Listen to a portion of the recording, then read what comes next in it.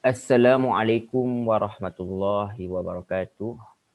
Innal hamdalillah nahmaduhu wa nasta'inuhu wa nastaghfiruh wa na'udzu billahi min syururi anfusina wa min sayyiati a'malina. May yahdihillahu fala mudhillalah wa may yudlil fala hadiyalah. Asyhadu an la ilaha illallah wahdahu la syarikalah wa asyhadu anna Muhammadan abduhu wa rasuluh. Qala Allah Ta'ala ba'da a'udzu billahi minasyaitonir rajim. Ya ayyuhalladzina amanu taqullaha haqqa tuqatih wa la tamutunna illa wa antum muslimun.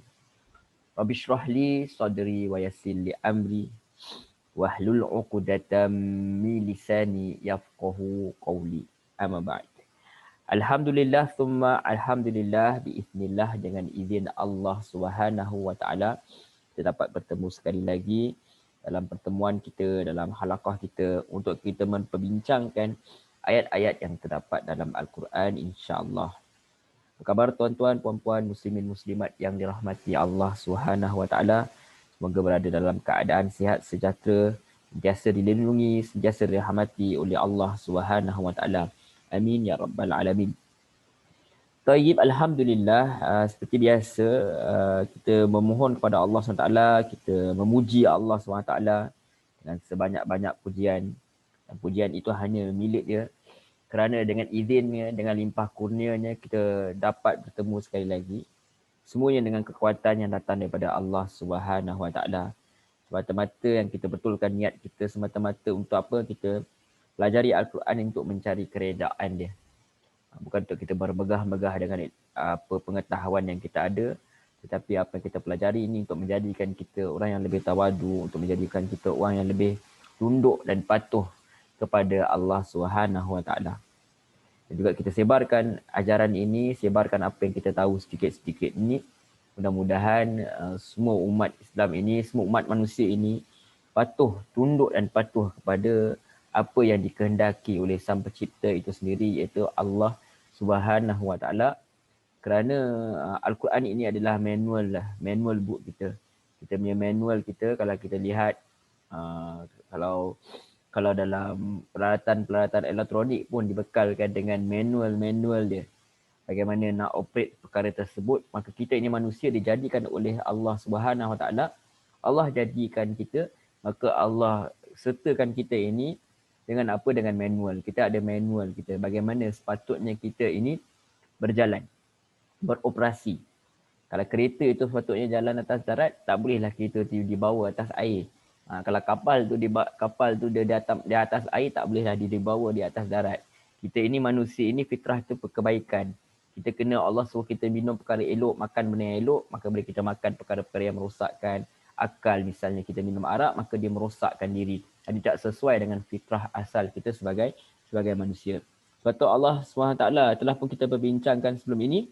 Allah mengatakan bahawa agama yang sebenar yang mengikuti fitrah itu sendiri adalah agama Nabi Ibrahim AS. Yang dibawa oleh Nabi Ibrahim AS sama seperti mana yang dibawa oleh para nabi para nabi yang terdahulu. Kerana mereka ini semua yang telah dicelup dengan celupan Allah, itu sibratullah. Di mana celupan Allah ini kita ditafsirkan oleh para ulama, kebanyakannya adalah agama itu sendiri, segala perintah dan larangan Allah SWT. Dan juga fitrah manusia itu sendiri yang sukakan kepada kebaikan. Yang sesuai apabila diperingatkan kembali dengan Al-Quran ini, sebenarnya memperingatkan kembali apakah fitrah asal manusia itu sendiri, itu mahukan kepada kebaikan.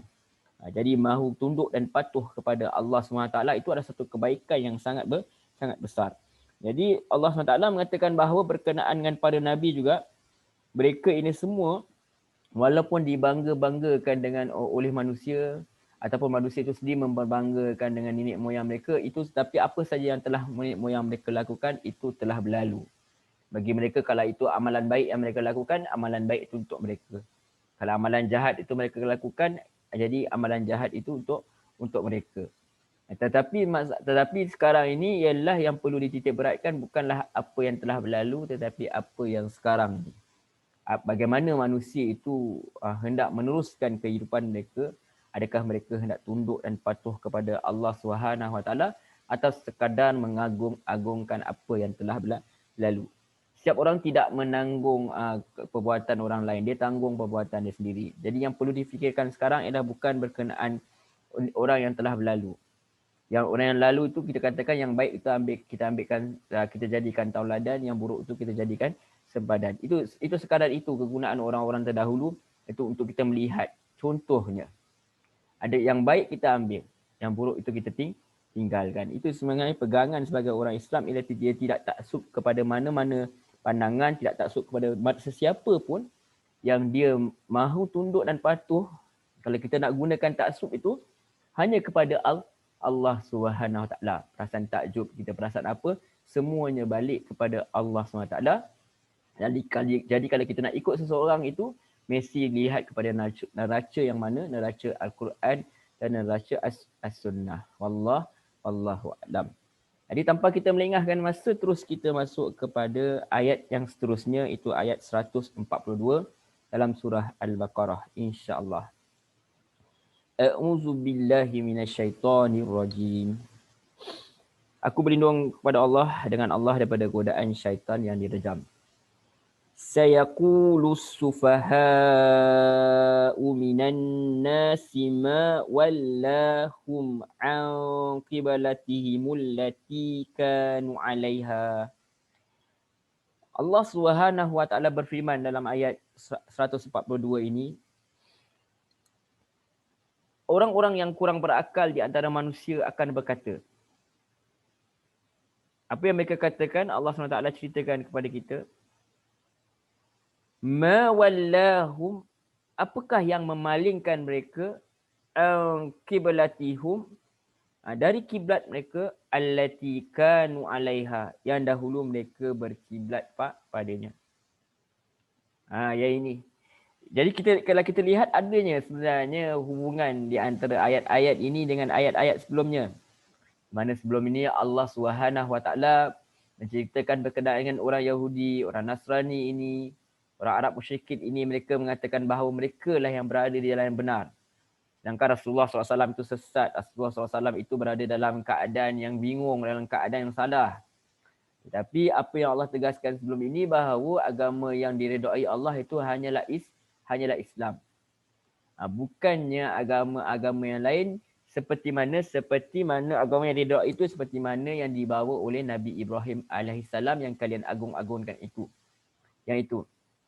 Seperti mana yang dibawa oleh para nabi dan para rasul.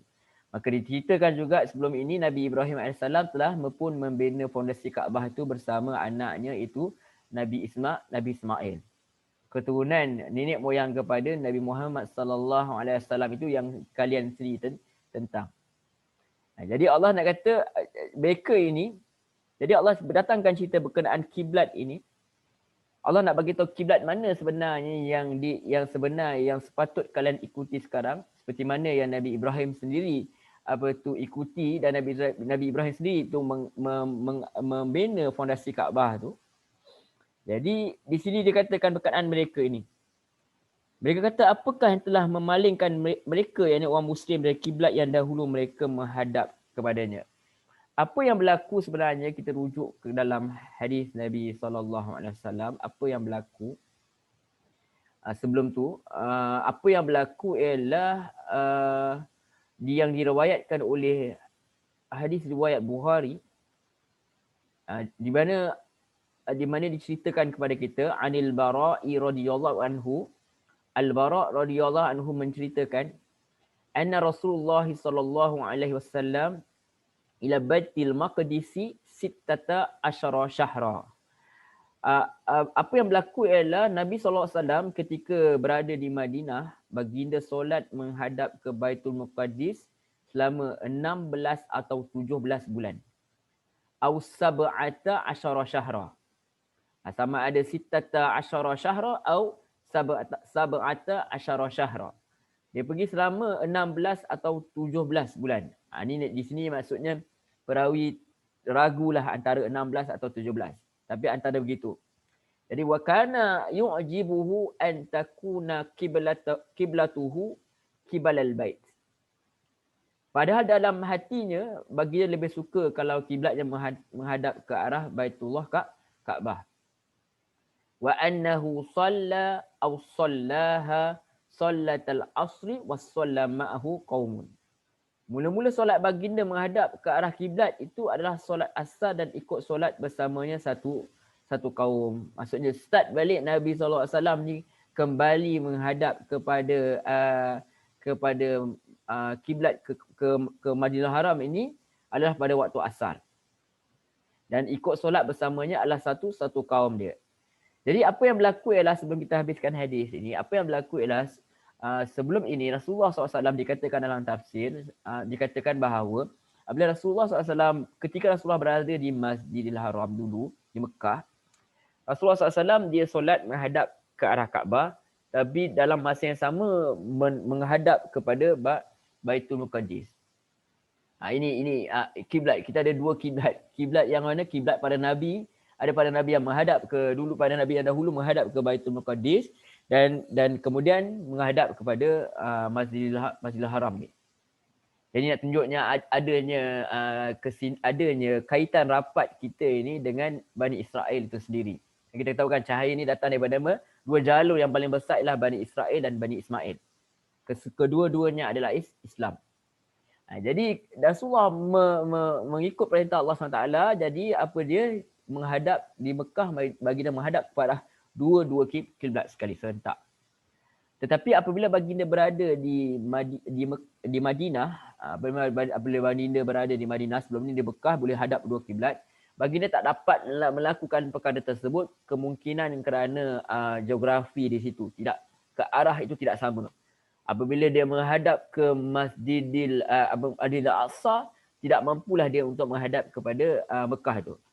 Jadi dikatakan bahawa Rasulullah SAW menghadap ke Masjidil Aqsa itu kepada kiblat yang dihadap juga oleh orang Yahudi ketika itu, kerana untuk apa? Memujuk orang-orang Yahudi ini kalau-kalaulah mereka hendak kembali hendak mengikut apa yang dibawa oleh Rasulullah SAW ini.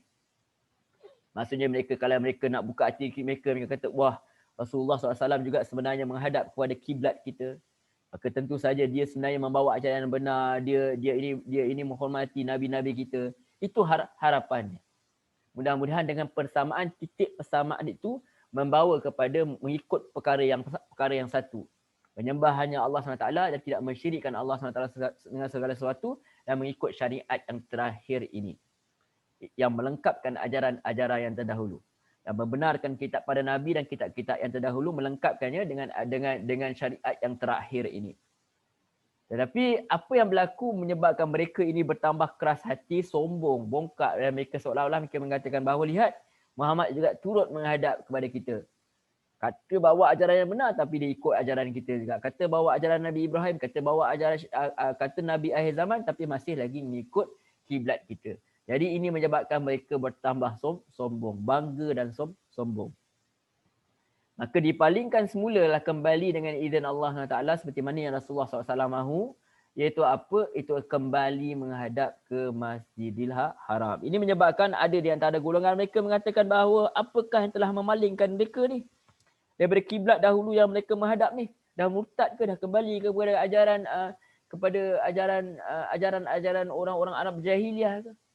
Sebab ketika itu masih lagi Kaabah, ketika itu masih lagi ada berhala-berhala pun. Maksudnya Rasulullah SAW ni dan sahabat dah kembali menyembah berhala. Itu antara yang sengaja ditimbulkan, diragukan oleh yang Allah gelarkan mereka ni sebagai sufaha. Itu orang-orang yang bodoh atau orang-orang yang kurang akal di antara mereka, yang tidak menggunakan akal mereka dengan akal yang sihat. Maka apa yang Allah SWT ajar kepada Rasulullah untuk jawab, apa yang Allah sendiri menjawab kepada mereka ini, Allah kata, Allah suruh Rasulullah SAW bagi tahu kepada mereka ini, qul lillahil masyriqu wal maghrib. Katakanlah milik Allah lah arah timur dan arah barat. Yahdi man yasha'u ila siratim mustaqim. Dia akan beri petunjuk pada siapa saja yang dikehendaki kepada jalan yang lurus. Yang ini Islam itu sendiri. Jadi Allah SWT kata, sama ada timur atau barat itu milik Allah SWT. Dan kalau lebih dalam lagi kita nak katakan sebelum kita kata seperti mana kita katakan sebelum ini, syariat itu hak untuk membuat undang-undang itu adalah hak mutlak Allah SWT. Bila orang datang ke rumah kita, orang kena ikut cara kita, bukan kita ikut cara dia. Kita ada undang-undang rumah kita sendiri. Orang apabila kerajaan memerintah, dia membuat undang-undang berdasarkan perbincangan mereka, dan mereka buat berdasarkan apa yang mereka rasakan betul dan baik untuk rakyat. Bukan kita yang menggubal undang-undang kita sendiri. Jadi Allah SWT sebagai pencipta mutlak, Tuhan yang mutlak, Tuhan yang satu yang esa, dia itu memiliki segala-galanya, maka berhak meminda mana-mana perundangan yang dia telah buat, dia nak ubah ke apa, itu semua hak Allah SWT. Jadi apabila dia suruh menghadap ke Baitul Maqdis, Rasulullah ikut. Bila dia suruh menghadap kembali kepada Masjidil Haram, Rasulullah ikut. Sebab apa? Hak meminda syariat itu adalah hak mutlak Allah SWT. Yang tu. Sebab tu kita faham, pokok masa Nabi Adam AS berada di syurga tu, pokok ketika itu tak boleh dekati. Pada esok dia akhirat semua benda boleh didekati, tidak ada masalah. Sebab syariat itu, undang-undang itu adalah hak milik mutlak Allah SWT. Dia boleh buat apa dia mahu. Maknanya kata dia Tuhan, dia bahasa kasar dia, bahasa pasar kita, bahasa biasa kita, suka hati Allah lah Allah nak buat apa pun. Sebab apa? Dia adalah Tuhan. Baik. Jadi apa yang berlaku dari dalam hadis tadi, solat pertama yang Rasulullah solat kembali menghadap ke Masjidil Haram ialah solat asar yang diikuti oleh kaum dia. Kemudian dilanjutkan hadis ini, fa kharaja rajulun mimman kana shalla ma'ahu famarra ala ahli al-masjid wa huwa raki'un. Kemudian apa berlaku? Maka keluarlah seorang lelaki dalam kalangan orang yang solat bersamanya, yang ini bersama Rasulullah SAW tadi. Lalu lalu lelaki itu pun berjumpa dengan jemaah satu masjid yang sedang mengerjakan solat, tapi masih lagi menghadap ke arah Baitul Muqaddis. Dulu bukan zaman Facebook tuan-tuan, bukan zaman WhatsApp. Jadi bila Nabi semayang kat sini, orang lain ada tempat lain masih lagi menghadap ke Baitul Muqaddis. Zaman sekarang belum solat lagi dah boleh WhatsApp dah. Okey semua, saat lagi kita menghadap ke Masjidil Haram. Zaman tu tak ada. Jadi ada orang dah menghadap ke Masjidil Haram, ada orang masih lagi menghadap ke Baitul Muqaddis. Maka lelaki yang dah solat dengan Rasulullah kembali menghadap ke Masjidil Haram ni, dia keluar, lepas dia solat dia nampak ada orang masih lagi semayang, ada orang tengah jemaah masih lagi semayang kat mana? Menghadap ke Baitul Muqaddis. Maka tengah orang tu dalam semayang, dia pun bagi tahulah. Agaknya dia bagi tahulah dengan suara yang kuat, dia kata qal asyhadu billah. Dia kata aku bersaksi kepada Allah. Maksudnya dia bersumpahlah apa yang dia hendak sampaikan ni adalah benar. Laqad sallaitu ma'an nabiyyi sallallahu alaihi wasallam qibala Makkah. Sesungguhnya aku solat bersama Nabi Muhammad menghadap ke arah Mekah, iaitu Kaabah. Dalam keadaan orang-orang dengan solat, dia pun bagi tahu kat dia orang ni dengan suara yang kuat. Dia kata, aku tadi dah solat dengan Rasulullah menghadap ke Mekah. Demi Allah, aku bersaksi kepada Allah. Fadaru kamahum kibalal bait. Apa yang berlaku ialah orang-orang yang tengah semayang ni dengar apa dia buat, maka jemaah tersebut pun memutarkan tubuh mereka menghadap ke arah Baitullah. Dalam keadaan itu juga. Yang ini sebenarnya kalau kita lihat kepada hadis ni, betapalah sahabat-sahabat ni patuh sungguh kepada apa yang diturunkan kepada mereka. Tanpa ragu-ragu, tanpa menangguh walaupun sesaat. Apabila sebab itulah Allah mengatakan pada radhiyallahu anhum wa radu'an. Allah redha kepada mereka, mereka redha kepada Allah. Tanpa banyak soal, mereka berputar dalam keadaan tengah semayang tu, mereka dalam keadaan tengah bersemayang itu, mereka berputar menghadap kepada kiblat yang telah diperintahkan supaya mereka kembali ke arahnya, iaitu ke Baitul ke Masjidil Haram, ke Baitullah di Mekah. Begitulah bagaimana hebatnya para sahabat ni. Kemudian apa dia tadi, apa yang dikatakan tadi adalah mereka berfadaru kamahum kibalal bait wa kana allazi mata 'ala al-qiblah qabla an tuhawwala kibalal bait rijalun qutilu lam nadri ma naqulu fihim. Jadi apa yang berlaku, maka sejak jemaah tersebut memutarkan tubuh mereka sedang solat ke arah Baitullah tersebutlah kemudian timbullah cerita lain pula, timbul isu lain pula. Tersebutlah bahawa banyak lelaki yang meninggal dunia selama solat menghadap ke arah kiblat pertama sebelum dipindahkan ke arah Baitullah. Kami tidak mengetahui apa yang harus kami katakan mengenai mereka. So ada juga perasaan risau. Macam mana orang yang mati sebelum diperintahkan menghadap ke arah Masjidil Haram ni kembali. Sebab mereka sebelum ni, orang yang telah mati ni, mereka sebelum ni menghadap ke arah Baitul Muqaddis. Ada juga orang yang timbulkan keraguan, adakah mereka ini tak diterimalah amalan mereka, sia-sia je selama dia pergi menghadap ke Baitul Muqaddis. Habislah masuk dalam neraka ke lah, misalnya kata macam tu. Tetapi Allah turunkan ayat wa anzalallah wa ma kana Allah liyudhi'a imanakum innallaha bin-nasi laraufun furrahim. Apa yang Allah SWT katakan, Allah SWT respon kepada isu ini.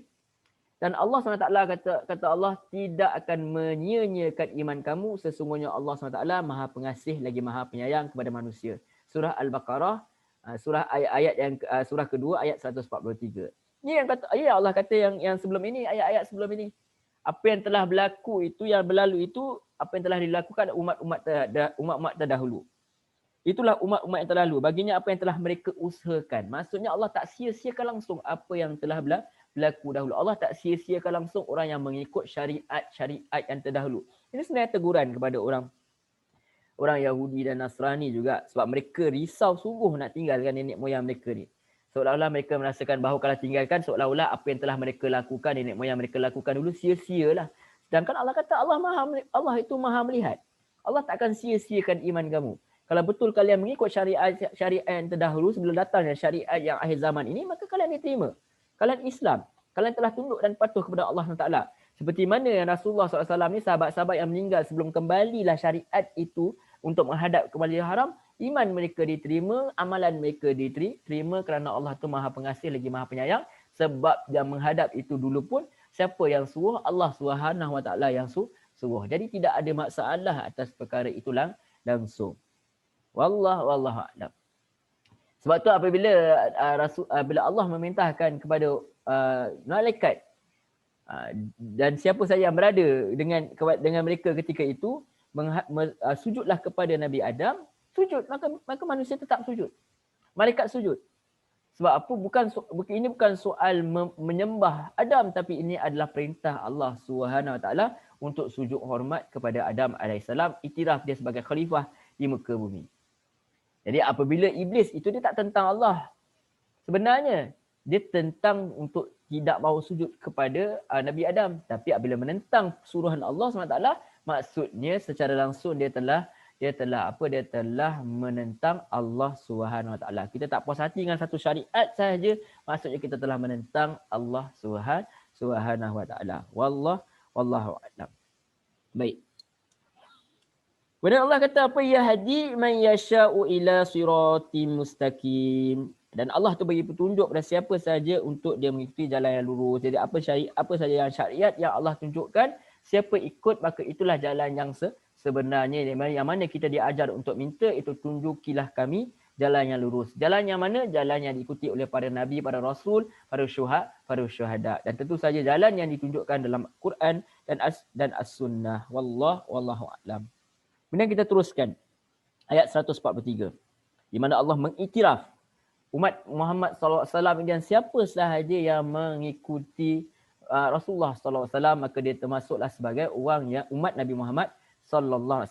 Tak kira lah sebelum ni dia Yahudi ke Nasrani ke dia Arab musyrikin ke dia siapa sahaja, tak kira mengenal warna kulit, kalau dia mengikut petunjuk yang akhir ini, petunjuk akhir zaman ini, itu Al-Quran dan As-Sunnah, maka dia termasuk dalam ayat ini.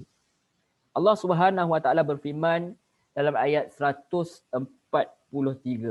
Kita bincang ringkas insya-Allah.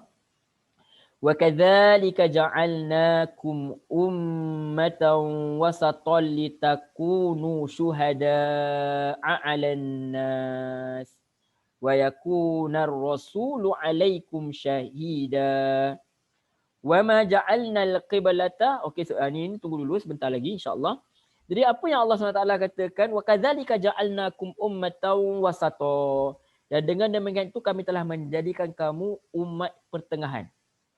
Ini apa maksud umat pertengahan di sini? InsyaAllah apa yang sebenarnya antara yang ditafsirkan oleh para ulama mufassirin penafsir Quran ialah pertengahan di sini maksudnya adalah orang yang pilihan yang adil. Orang yang adil, wasata ni. Litakunu agar kamu menjadi syuhada, saksi-saksi ala nas, ke atas manusia. Wa yakunu rasulu alaikum syahida, dan agar menjadi rasul itu yakni Muhammad SAW atas perbuatan kamu sebagai saksi. Jadi kita nak tahu dulu apakah maksud wasata ni. Sebab wasata ni kalau kita lihat kepada maksud asal ialah maksudnya dia pertengahan. Dia tengah. Jadi apakah maksud tengah di sini?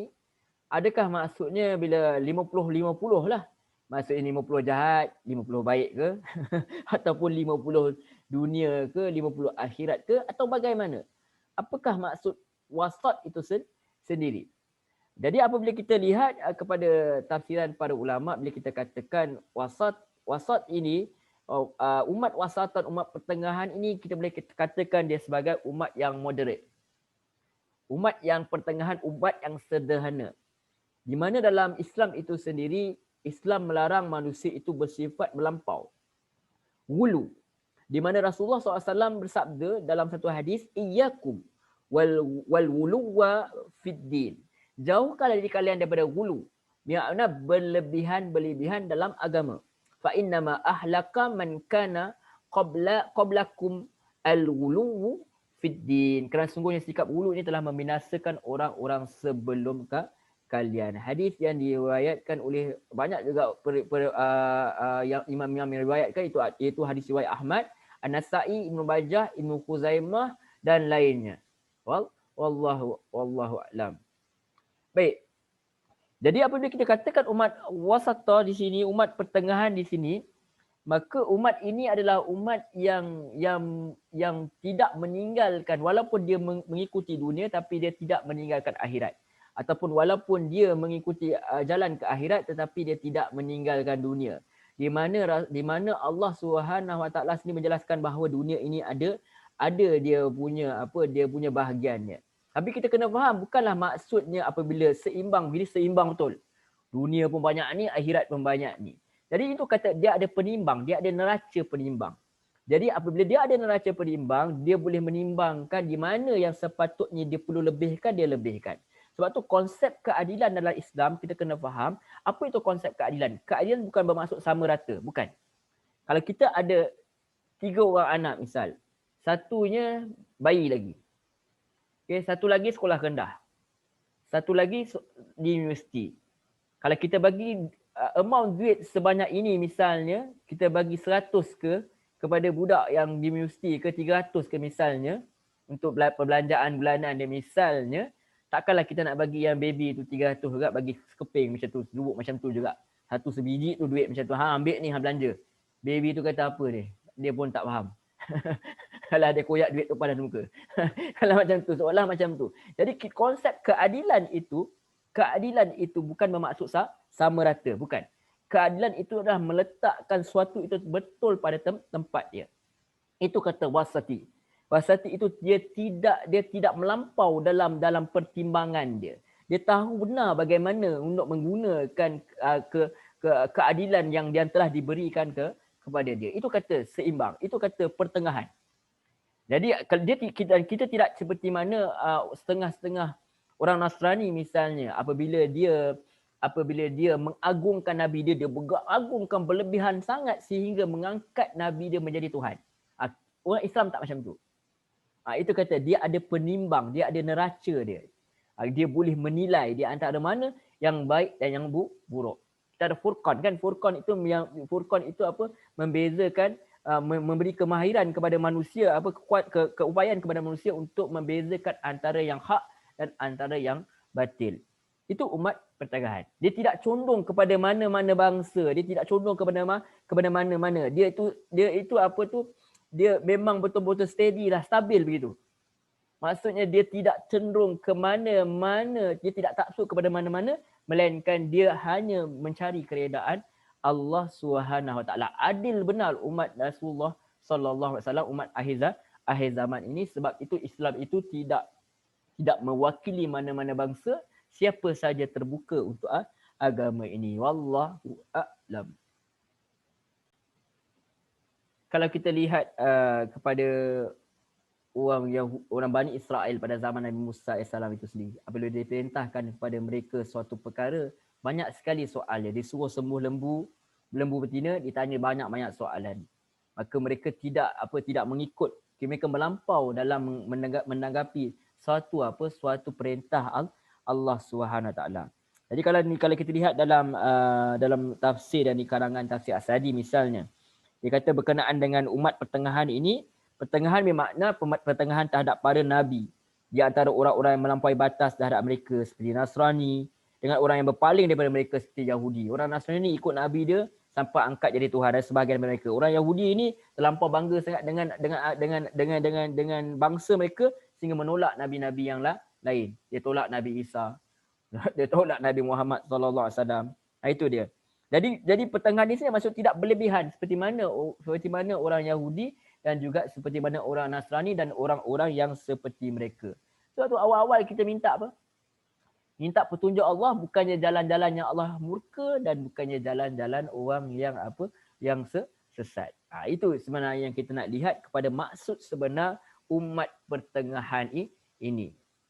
Dia ada apa yang paling penting, dia ada neraca keadilan. Kita lihat pula kepada apa yang dikatakan oleh Buya Hamka rahimahullah ta'ala dalam tafsir Al-Ahzar. Kata beliau, menurut Imam Az-Zamakhsyari dalam tafsir Al-Kashaf, umat Muhammad sebagai umat yang jalan tengah akan menjadi saksi atas umat Nabi-Nabi yang lain tentang kebenaran risalah Rasul-Rasul yang telah disampaikan kepada umat mereka masing-masing. Itu antaranya. Kemudian Buya Hamka melanjutkan lagi bahawa berkenaan dengan umat wasatah ini ialah, sebelum itu dia mengatakan bahawa umat ini masih menempuh siratul mustaqim, jalan lurus. Selama itu pula mereka akan tetap menjadi umat jalan yang tengah. Kepada siapa? Kepada orang yang mengikut Rasulullah sallallahu alaihi wasallam. Jadi sebelum itu lagi Buya Hamka dia kata orang yang umatan wasatah ini adalah suatu umat yang menempuh jalan tengah, menerima hidup di dalam kenyataannya, percaya kepada akhirat lalu beramal dalam dunia ini, mencari kekayaan untuk membela keadilan, mementingkan kesihatan rohani dan jasmani kerana kesihatan yang satu saling bertalian dengan yang lain. Bermaksud apa yang Buya Hamka ni katakan bahawa mereka orang umat pertengahan ini dia tidak meninggalkan dunia. Sebab dunia ini yang membawa kepada akhirat. Dia cari duit untuk beribadah kepada Allah SWT. Sebenarnya apa saja yang buat seperti mana ikrar kita dalam solat kita, iaitu apa? Ibadahku, matiku, inna solati solatku, ibadahku, hidupku, matiku, semuanya kerana Allah SWT. Itu umat pertengahan. Dia tidak cenderung kepada mana-mana yang lain. Dia berada di atas tengah, natural di situ. Dia tidak cenderung kepada anasir yang buruk. Dia tidak cenderung kepada nafsu dia, tetapi dia cenderung kepada siratul mustaqim, iaitu jalan yang lurus. Wallahu a'lam. Kalau kita lihat pula dalam tafsir Misbah, supaya kita faham benar maksud umatan wasatan ni, di sini diterjemahkan seperti mana dinakalkan oleh penulis tafsir ni, seperti mana kita katakan tadi, umatan wasatan ni adalah dia moderate, dia ada teladan, sehingga dengan demikian keberadaan kamu dalam posisi pertengahan itu sesuai juga dengan posisi Kaabah yang berada di pertengahan pula, kata beliau. Ini pandangan dia. Jadi posisi pertengahan menjadikan manusia tidak memihak ke kiri dan ke kanan. Satu hal di mana dapat menghantar manusia berlaku adil. Posisi pertengahan menjadikan seorang dapat dilihat oleh siapa pun dalam penjuru yang berbeza, dan ketika itu dia dapat jadi teladan bagi semua pihak. Posisi itu juga menjadikannya dapat menyaksikan siapa pun dan di mana pun. Allah menjadikan umat Islam pada posisi pertengahan agar kamu, wahai umat Islam, menjadi saksi atas perbuatan manusia, yakni umat yang lain. Tapi ini tidak dapat kalian lakukan kecuali jika kalian menjadikan Rasulullah SAW syahid, yakni saksi yang menyaksikan kebenaran sikap dan perbuatan kamu, dan beliau pun kalian saksikan, yakni kalianlah jadi teladan dalam segala tingkah laku. Itulah lebih kurang yang dimaksudkan oleh lanjutan ayat, dan agar Rasul Muhammad menjadi saksi atas perbuatan kamu. Seperti mana yang kita nakalkan daripada tafsir Misbah ini. Wallahu a'lam. Dan juga kalau kita lihat sebenarnya terdapat hadis berkenaan dengan umatan wasatan ini, insya-Allah kita lihat kepada hadisnya insya-Allah. Diriwayatkan, kita petik daripada, saya ambil daripada Ibnu Katsir, tafsir Al-Quran Al-Azim karangan Ibnu Katsir rahimahullah taala. Dikatakan bahawa Imam Ahmad meriwayatkan dari Abu Sa'id bahawa Rasulullah SAW bersabda, "Yud'anuhu yaumal qiyamah." Apa berlaku ialah pada hari kiamat kelak, Nuh AS diseru dan kemudian ditanya, "Yad'u Nuhu yaumal qiyamah. Fayuqalu lahu hal balagta." Apa yang ditanya kepada Nuh AS? Apakah engkau telah menyampaikan risalah? Hal balag. Fayaqulu na'am, dan dia pun kata, ya. Ya, aku dah sampaikan. Aku dah sampaikan risalah apa yang engkau datangkan kepada aku, ya Allah, aku dah sampaikan. Fayud'a qaumuhu, dan ditanyalah dan diserulah kepada kaumnya. Fayaqulu lahum, dan dikatakanlah kepada mereka, hal ballaghakum, adakah kalian telah disampaikan? Kemudian kaumnya ditanya, apakah Nuh telah menyampaikan risalah kepada kalian? So apa jawab kaum-kaumnya? Fayaquluna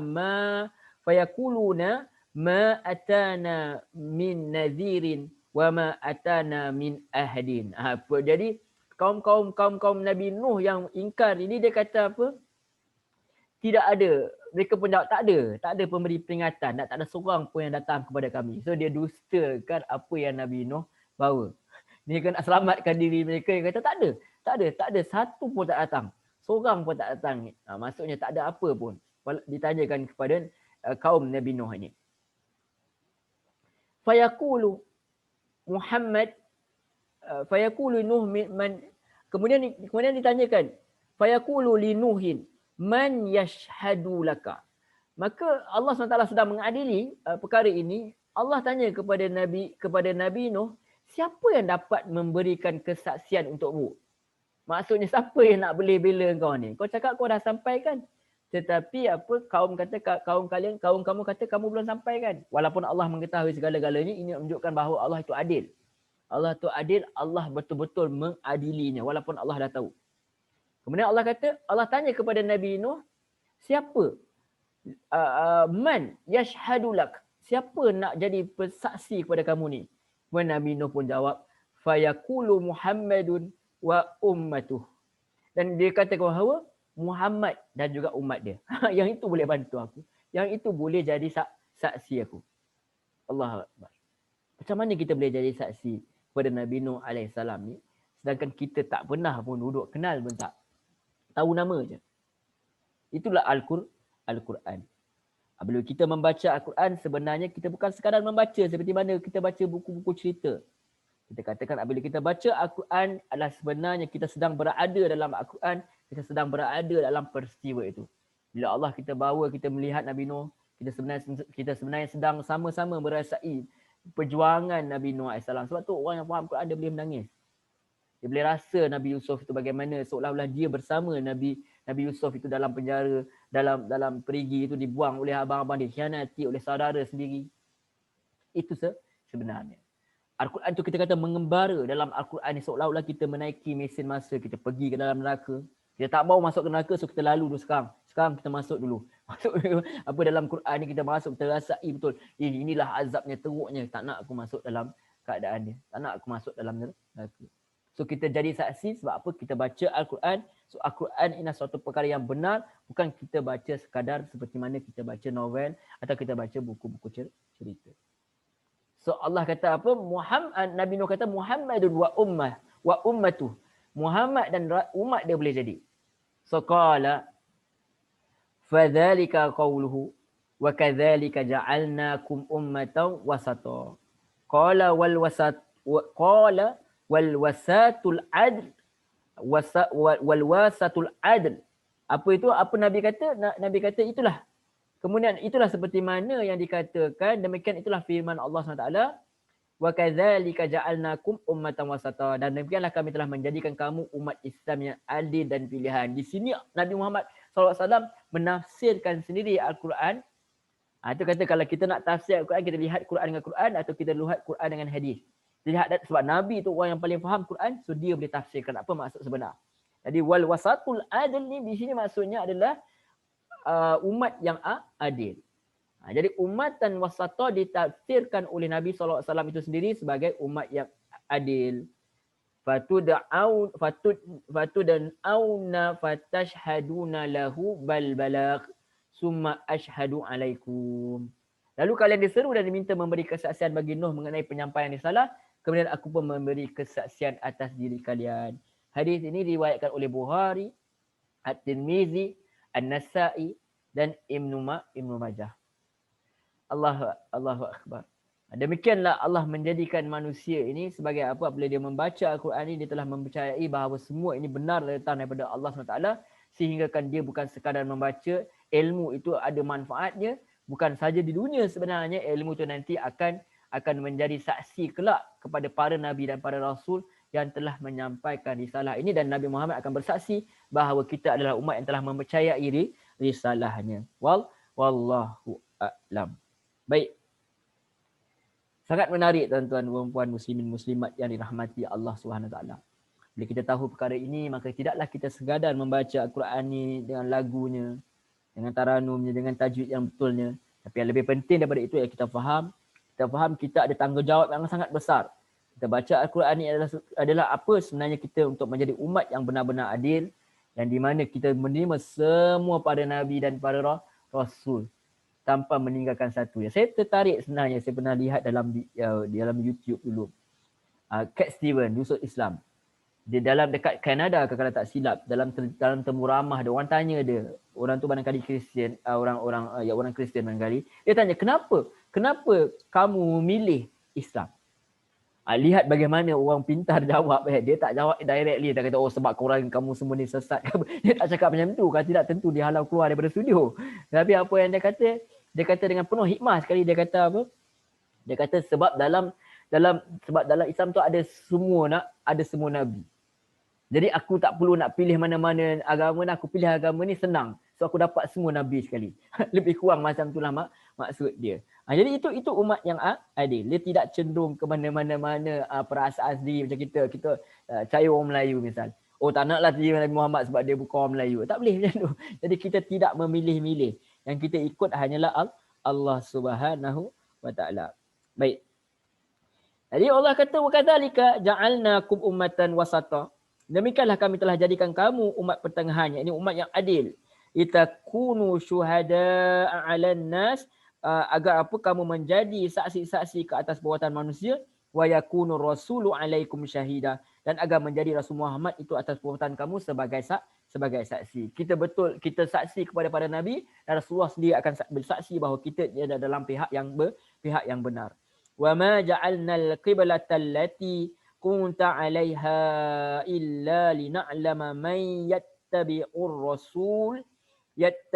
rasula mimman yanqalibu 'ala aqibai.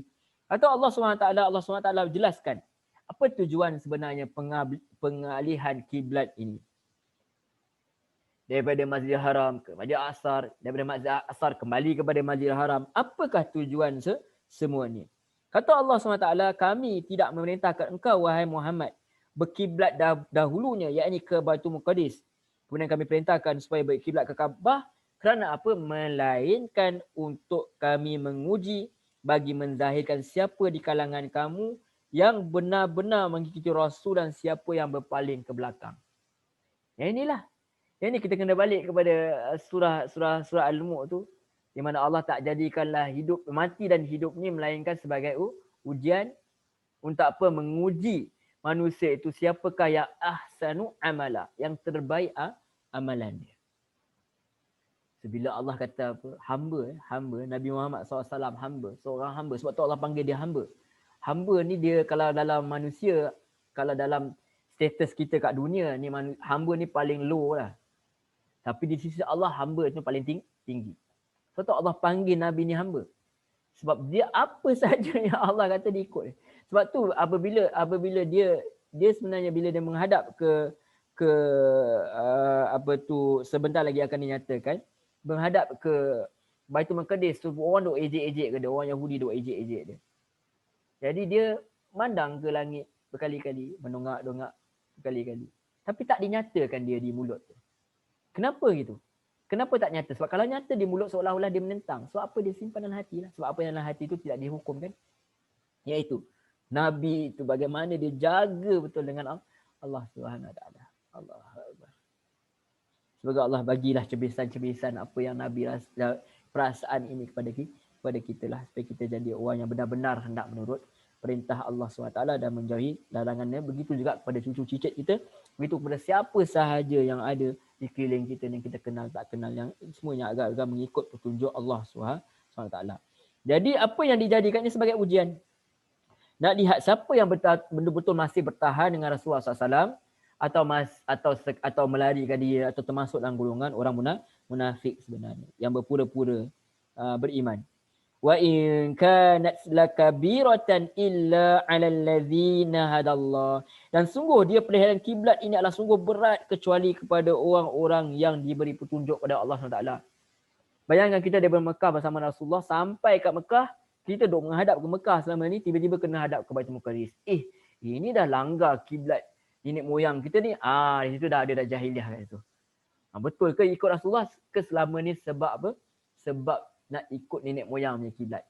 Sudah dibersihkan perasaan itu, orang yang ikut Nabi ni dari Mekah ni dah dibersihkan perasaan itu daripada adanya rasa taksub kepada kiblat nenek moyang. Kemudian sampai belah lama sebelah, orang Yahudi pula mula rasa macam gas macam. Jadi Allah kata balik pergi hadap kepada Mekah tu. Mekah tu seperti mana yang Rasulullah suka. Itu. Jadi nampak begini hebatnya lah kata Allah SWT menguji manusia. Jadi Allah tahu berkenaan kiblat ni satu benda yang sangat berat. Sebab dia ada mercu tanda kepada bangsa-bangsa tertentu. Kalau manusia ingat melihat keduniaan dia. Tetapi untuk manusia bukan soal bangsa, ini adalah soal perintah Allah SWT. Wa ma kana Allahu liyudhi'a imanakum. Dan Allah tidak mensia-siakan iman kalian. Kalau ada yang dah mati, dia kalau ada yang dah mati, dia tak sempat menghadap kembali kepada Masjidil, dia tetap diterima sebagai orang yang tunduk patuh kepada Allah SWT. Kerana apa? Kerana dia mematuhi perintah Allah SWT ketika itu. Innallaha bin-nasi lara'ufur rahim. Sesungguhnya Allah kepada manusia sungguh Maha Pengasih, Maha Penyayang. Itulah Allah SWT. Apa sahaja yang dia lakukan, syariat yang dia turunkan, semuanya atas dasar kasih sayangnya kepada manusia itu sendiri. Baik, kita teruskan ayat 144. Qad nara taqalluba wajhika fis sama. Sesungguhnya kata Allah, kami melihat wajahmu sering mendongak ke langit. Falanuwalliyannaka qiblatan tardaha. Maka sungguh kami memalingkan kamu menghadap kiblat yang kamu sukai, yakni Kaabah. Fawalli wajhaka syatral masjidil haram. Hadapkanlah wajahmu ke arah Masjidil Haram. Wa haitsu ma kuntum fawallu wujuhakum syatarah. Dan di mana saja kamu berada, maka hadapkanlah wajah kamu yang di dalam solat ke arahnya. Wa innal ladzina utul kitaba la ya'lamuna annahu al-haqqu min rabbihim. Dan sungguhnya orang-orang yang mereka diberi Taurat dan Injil, sudah pun mereka mengetahui bahawa itu adalah benar daripada Tuhan mereka. Wa mallahu bighafilin amma ya'malun. Dan tidaklah Allah itu akan lalai daripada apa yang mereka lakukan. Maka ini hebatnya lagi hubungan di antara Sang Pencipta dan hamba dia. Sebab tu ada dalam hadis, apabila satu orang telah menyelesaikan satu benda yang wajib, kemudian dia tambah lagi dengan perkara-perkara tambahan, ibadah tambahan, ibadah sunat yang tambahan, solat-solat yang lain. Jadi Allah kata apa? Allah akan jadi mata dia, tangan dia, kaki dia. Maksudnya Allah akan apa? Menghidayahkan, memberi taufik dan hidayah atas apa sahaja yang dia lakukan. Sehingga kan apa yang dia minta pun Allah makbulkan doa dia. Itu apa sampai Allah itu mencintai dia. Terlihat kepada Rasulullah SAW cintanya Allah SWT kepada Nabi yang sanggup melakukan apa sahaja, tinggalkan kampung halaman demi apa? Demi untuk menyebarkan agama Islam ini. Kita lihat sanggup berkorban apa sahaja. Itu baru kata berkorban apa saja. Jiwa dan raga diserahkan kepada Allah SWT. Dia sanggup melakukan apa sahaja. Maka Allah SWT cinta kepada dia sehingga Allah kata tak apa kau nak suka menghadap kembali ke Mekah, maka aku izinkan. Aku perintahkan kalian kembali kepada seperti mana yang Rasulullah suka. Jadi orang kata, boleh pula ikut kerana manusia. Sebab kita ingat syariat untuk siapa? Syariat untuk manusia, bukan untuk Allah. Syariat itu untuk manusia, untuk kebaikan manusia, untuk manfaat manusia. Maka boleh saja Allah yang mencipta syariat ini, Allah boleh suruh sahaja bagaimana yang dia mahu. Tapi kita tak boleh ubah syariat dah. Sebab apa? Quran dah lengkap. Rasulullah dah tiada. Hak ini hanya diberikan kepada Rasulullah sallallahu alaihi wasallam dengan izin dia. Dengan endorsement daripada Allah SWT. Yang Allah SWT mengendorse siapa, membenarkan siapa sahaja mengikut kebijaksanaan dan siapa yang dia sayang. Sebab tu syafaat kelak pun orang-orang beriman boleh bagi. Tapi semua yang dengan izin Allah SWT. Baik. Fawali wajhaka, kemudian Allah kata di sini, aku dah lihat bahawa kamu wajahmu menghadap aku melihat bahawa maka sungguh kami memalingkan kamu menghadap kiblat yang kamu sukai ini Kaabah. Fawali wajhaka syatrul Masjidil Haram. Maka hadaplah wajahmu ke arah Masjidil Haram kembali. Wahai summa kuntum fawallu wujuhakum syatrah. Dan mana saja kamu hadap, maka hadaplah wajahmu ke arahnya, iaitu ketika solat.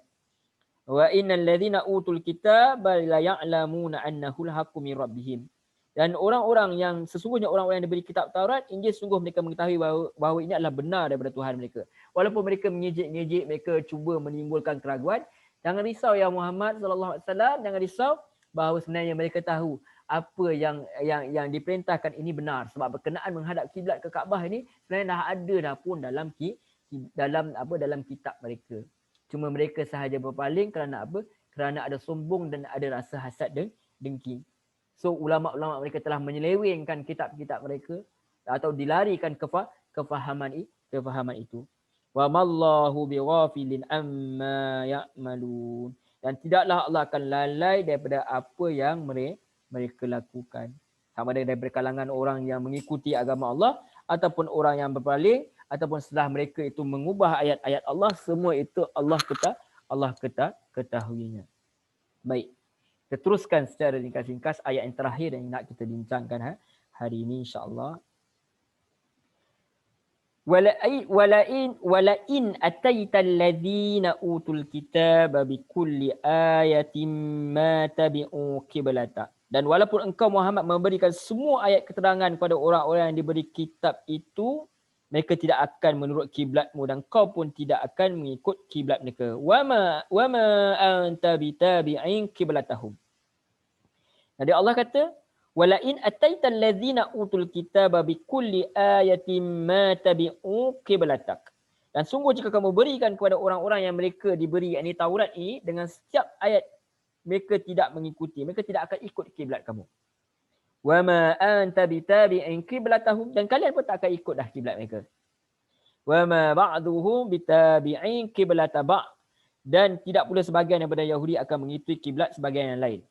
Wala in taba'ta ahwa'ahum min ba'di ma ja'aka minal ilmi innaka idzal laminaz zalimin. Sebahagian mereka tak akan menurut kiblat sebahagian lain, dan jika engkau menurut hawa nafsu mereka setelah sampai ilmu kepadamu, nescaya engkau termasuk orang yang zalim. Kita bacakan tuan-tuan puan-puan muslimin muslimat, berkenaan ayat ni kita bacakan daripada tafsir Ibn Katsir, maksud dia. Jadi Allah SWT kata, Allah SWT berfirman berkenaan firman Allah, wa ma ataita bitabi'in qiblatahum, dan kamu pun tak akan mengikuti kiblat mereka ni, berkenaan mereka tak akan ikut kiblat kamu pun tak akan ikut kiblat mereka, dan kiblat sebahagian daripada mereka pun tidak akan mengikut kiblat daripada sebahagian daripada mereka. Sebagaimana kata Ibn Katsir, pemberitahuan mengenai kesungguhan dan keteguhan Rasulullah SAW Rasulullah sallallahu alaihi wasallam mengikuti apa yang diperintahkan Allah SWT, Allah Azza wa Jalla. Bagaimana mereka telah berpegang teguh pada pendapat dan hawa nafsu mereka. Ini orang Yahudi ni mereka dah pegang kuat dah bahawa mereka nak ikut hawa nafsu mereka. Mereka tak nak ikut apa Rasulullah SAW bawa. Mereka tak nak sebab mereka dengki. Mereka sombong. Maka Allah kata, maka beliau pun sangat teguh berpegang pada perintah Allah Ta'ala. Mentaati perintahnya, mengikuti keredaannya. Serta beliau tidak akan mengikuti hawa nafsu mereka dalam segala hal. Dalam segala apa pun perkara. Dan perhadapan beliau ke arah Baitul Muqaddis sebelum ini bukan kerana dia sebagai kiblat orang Yahudi, namun kerana perkara itu merupakan perintah dari Allah Subhanahu Wa Taala. Kemudian Allah Subhanahu Wa Taala memperingatkan untuk tidak membelot daripada kebenaran yang telah diketahui menuju kepada kesesatan. Kerana hujah bagi orang yang mengetahui lebih tegak daripada yang lain. Wallahu a'lam. Tuan-tuan puan-puan muslimin muslimat yang dirahmati Allah Subhanahu Wa Taala, maka di sini kita akan dapat lihat bahawa betapa keras kepalanya orang Yahudi ini. Dan juga orang-orang ahli kitab yang tidak mahu mengikut Rasulullah SAW ini, maka mereka akan kekal dengan apa pandangan mereka, mengikut hawa nafsu mereka. Dan Allah nyatakan kepada bahawa mereka juga orang-orang Islam itu sendiri sepatutnya tidak ambil pedulilah apa yang mereka katakan, kerana mereka tak mau melakukan perkara ini. Kerana apa? Kerana mereka iri hati dan dengki. Maka teruskanlah menghadap kiblat yang Allah SWT perintahkan ini sehingga kiamat lah. Sebab dah tidak akan berubah lagi kiblat ini, sebab telah sempurna pun ajaran Islam ni. Quran pun dah sempurna, Rasulullah pun dah tiada. Yang ditinggalkan hanyalah Quran dan sunnah untuk kita pegang. Walaupun dikritik, walaupun apa saja mana zaman pun akan dikritik atas perkara ini, maka kita tetaplah menghadap ke arah yang Allah SWT perintahkan. Dan juga ayat ini sebenarnya juga menunjukkan bahawa apa? Sebagai peralihanlah daripada umat mulia yang sebelum ini diberikan kepada Bani Israel, telah pergi kepada siapa? Telah beralih kepada umat Muhammad sallallahu alaihi wasallam. Itu dia. Mereka bangga dengan umat, dengan bangsa mereka. Mereka bangga mereka sebagai umat yang terbaik. Itu telah dinyatakan dalam Al-Quran juga. Tetapi Allah kata sekarang peralihan itu telah beralih, syariat itu telah beralih daripada syariat Bani Israel kepada syariat Bani Ismail. Dan menariknya berkenaan dengan syariat ini, kalian pun terbuka juga untuk menjadi umatan wasata itu jika kalian sudi. Maksudnya bukan tiba-tiba Allah kata habislah kau semua neraka. Tidak. Kalian tetap ada peluang. Bahkan hadis Nabi mengatakan bahawa kalian dapat 2 pahala pun mengikut syariat terdahulu dan syariat yang latest, yang terakhir ini, yang melengkapkan ajaran-ajaran yang terdahulu. Wallahu a'lam. Demikianlah perbincangan kita di mana Allah menceritakan berkenaan kiblat. Berkenaan sebenarnya lebih besar daripada dia, bukan soal kiblat sahaja. Dia adalah soal apa? Soal ujian kepada Allah SWT. Bagaimana manusia itu menanggapi perintah Allah SWT. Ini menarik sebenarnya. Apa yang kita nak dapat daripada perkara ini? Kita dari kecil memang dah menghadap ke Masjidil Haram pun. Bila kita dah diajar solat, kita tengok ayah kita, mak kita solat, kita ikut. Kadang-kadang berpusing-pusing kiblat kita. Tetapi bila kita dah mula memayis, kita dah ada akal, kita dah mula mengikut seperti mana yang ibu dan ayah kita hadapkan. Jadi apa yang kita dapat daripada perkara ini ialah sebenarnya kita sebagai penuntut Al-Quran, kita tahu ada amalan-amalan kita sendiri, nafsu syahwat kita sendiri yang bertentangan dengan apa yang Allah SWT bawakan. Walaupun fitrah asal kita adalah bawakan kebaikan, tapi kita dicelup dengan pelbagai sibrah. Kita dah ada sibrah Allah, akhirnya terpadam sibrah Allah itu kerana adanya celupan-celupan yang lain, internetnya, TV-nya, macam-macam. Majalahnya, apa sahaja, banyak sumbernya yang menyebabkan sibrah Allah itu mula pudar dan diganti dengan sibrah-sibrah yang lain. Celupan-celupan yang lain. Maka apa yang kita nak kembali sebagai seorang penuntut Al-Quran, kita baca Al-Quran ni, ini tak benar, salah lah. Apa yang aku buat salah. Kita tengok sunnah Nabi, salah lah sebenarnya. Apa yang nenek moyang aku buat salah lah sebenarnya. Maka kita nak kembali membersihkan diri, muhasabah, baikkan diri, pulihkan balik, pembaikan apa sahaja yang bertentangan dengan Al-Quran, dengan Allah SWT, dengan Nabi, dengan Rasul, kerana apa yang dibawa oleh Rasul itu apa yang diperintahkan oleh Allah. Maka kita sudi untuk membuka hati kita untuk mengubah prinsip kita yang kita pegang selama ini demi untuk mengikut prinsip Allah Subhanahu Wa Taala, seperti mana yang kita lihat dalam hadis tadi, Di mana sahabat-sahabat tengah solat tu, tengah dalam rukuk, tengah solat, dengar tahu bahawa dah tukarlah kiblat tu kembali ke Masjidil Haram, mereka berputar dalam solat tu. Terus mereka patuh, tunduk dan patuh kepada perintah Allah SWT. Itulah sepatutnya kita. Bila Allah perintahkan suatu benda bertentangan dengan syahwat kita, bertentangan dengan apa yang nenek moyang yang kita sayang tu buat, kita sudi mengubahnya sebab kita ini adalah hamba Allah Subhanahu wa taala. Wallahu a'lam.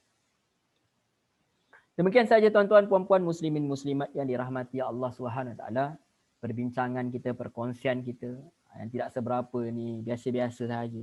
Tapi yang kita baca itu luar biasa. Yang kita baca, yang kita pegang ini Al-Quran itu datangnya daripada Allah SWT, maka kita peganglah apa yang datang daripada Allah SWT. Mana-mana pandangan saya yang menguruskan hati, saya mohon maaf, tidak bermaksud untuk melakukan perkara tersebut. Kalau ada terkasar dalam gurauan, minta maaf banyak-banyak. Saya mohon ampun kepada Allah SWT atas segala kesilapan yang saya lakukan. Ambillah mana yang baik, tinggalkan mana, ambilkan mana bermanfaat, yang betul, yang baik, yang tepat, ambillah. Mana yang tersalah sebagai seorang manusia penuh dengan kelemahan, tinggalkanlah. Dan mudah-mudahan Allah mengampuni dosa saya, dosa kita semua. Dan semoga Allah merahmati kita semua. Dan semoga Allah mewariskan kita dengan syurga Firdaus. Sebab apa kita kata mewariskan? Sebab dalam Quran disebutkan bahawa syurga ini diwariskan. Diwariskan maksudnya syurga ini bukan milik kita. Dia milik Allah Subhanahu Wa Taala. Dia milik Allah Subhanahu Wa Taala. So kita akan mewarisi. Kita mohon kepada Allah supaya mewariskan syurga itu kepada kita.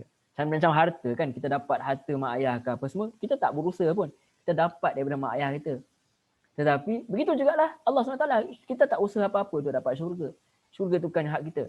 Tetapi kita masuk syurga dengan rahmat Allah SWT. Kita ikut perintah dia sampai Allah sayang kat kita, Allah cinta kepada kita, maka Allah akan mewariskan kita dengan syurga yang tertinggi itu Firdaus. Mudah-mudahan Allah mewariskan syurga itu kepada kita semua. Amin ya rabbal alamin. Dan kepada generasi akan datang, generasi kemudian, kita punya keturunan kita semua diwarisikan dengan syurga Firdaus. Amin ya rabbal alamin. Baik, insya-Allah kita bertemu lagi dalam pertemuan yang berikutnya dengan izin Allah Subhanahu wa taala. Kita tutup dulu dengan tasbih kafarah. Subhanakallahumma wa bihamdik asyhadu alla ilaha illa ant astaghfiruka wa atubu ilaik. Wassallallahu ala Muhammad wa ala alihi washabihi wasallam. Walhamdulillahi rabbil alamin. Wassalamualaikum warahmatullahi wabarakatuh. Terima kasih banyak-banyak tuan-tuan, puan-puan, muslimin muslimat yang dirahmati Allah.